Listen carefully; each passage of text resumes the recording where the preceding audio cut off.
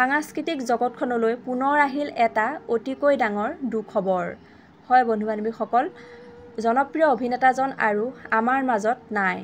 সকলোকে কন্দুৱাই তেওঁ অকালতে আমাৰ মাজৰ পৰা চিৰদিনলৈ গুচি গ'লগৈ।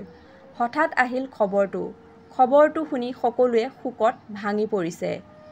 হঠাৎ কেনেকৈ মৃত্যু হ'ল তেখেতৰ। বলিউডৰ চলচ্চিত্ৰ আৰু টেলিভিছনৰ খলনায়ক চৰিত্ৰত অভিনয় কৰি সুপৰিচিত মালায়ালম অভিনেতা বিষ্ণু প্ৰসাদৰ দেহাৱসান।